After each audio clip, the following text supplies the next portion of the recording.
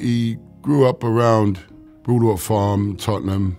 A lot of scouts and a lot of people in the football world, this was absolutely not a place they wanted to come. Me and some of my coaches getting them out there to actually be seen was a big challenge. It wasn't easy.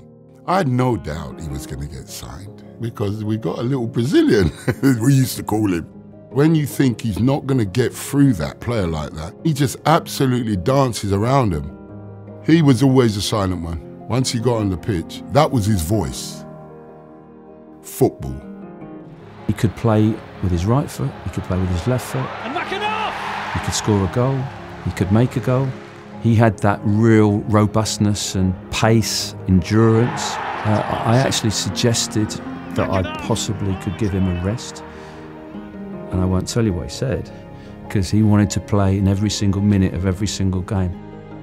We needed leaders to emerge, and he was one of those leaders. The younger boys respected him and they went to him when they needed to talk about whatever was going on in their lives, and he listened. The night that we went up, he didn't know we'd got promotion. That championship winning celebration was fabulous. You know, there's two captains that have led Reading to the Premiership, and he's had that honour of being one of them. When my dad said he was taking the Leyton Orient job, the club was in freefall really, relegation after relegation. I think he wanted to bring the good times back to Leyton Orient.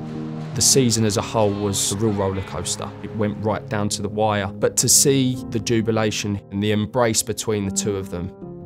5 weeks later, Dad suffered a sudden cardiac arrest and the club went into mourning.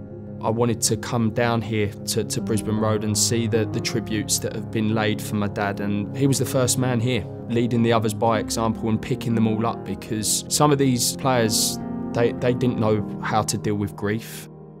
He still had this way and this aura of steadying the ship and guiding it through a real rough storm. He was always there to make me know that it was going to be okay, that we as a group and as a family and as a club would get through it, and that he would never let him be forgotten about. I'm so proud of him. A loyal man, he's got great knowledge, speaks well, and he looks $1 million.